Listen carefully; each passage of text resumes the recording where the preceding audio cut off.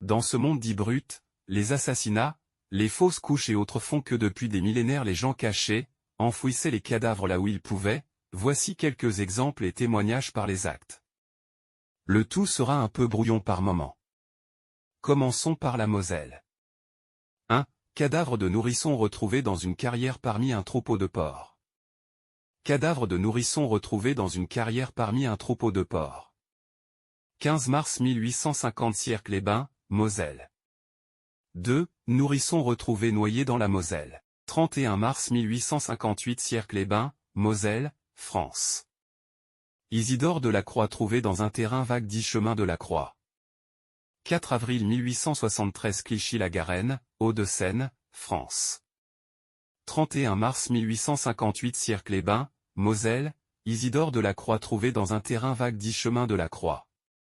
5. Enfant exposé. 28 octobre 1810 Castres, Tarn, France. Enfant déposé dans le tourniquet de l'hospice de Charité, trouvé par le portier étant allé se chauffer. 6. Enfant trouvé. 24 juin 1816 Néry, Oise, France.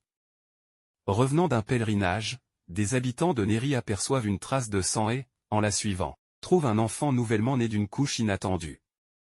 L'enfant embryon. 7. Abandon de l'enfant de Barret-Alexandre à l'hospice de Valence.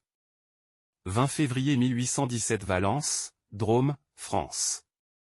L'an 1817 et le 20 février à 10 h du matin par devant nous maire officier public de l'état civil de la commune de Valence, est comparue Marie-Delaine Francillère desservante à l'hospice civil général de cette ville laquelle nous a déclaré qu'elle a trouvé hier à 9 h du matin placé dans la tour pratiquée au dit hospice, un enfant mâle, et paraissant âgé de 2 jours vêtu ainsi qu'elle nous l'a représenté d'un drapeau de toile blanche, d'une corsillane de toile blanche, d'un lange de satin marron, coiffé de 2 bonnets l'un de toile blanche et l'autre de soie jaune parfumée ayant autour de la tête et par-dessus la tête XXXXX et un ruban de soie noire, et aux oreilles une paire de boucles d'or.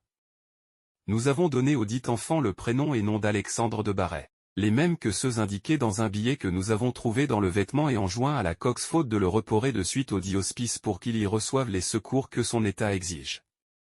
L'édit en présentation et déclaration en présence de S. Pierre Lambeau et Antoine Roux tous deux majeurs et desservants au même hospice et avons signé non la déclaration ni les témoins qui ont dit être illettrés, le présent après que nous leur avons eu donné lecture.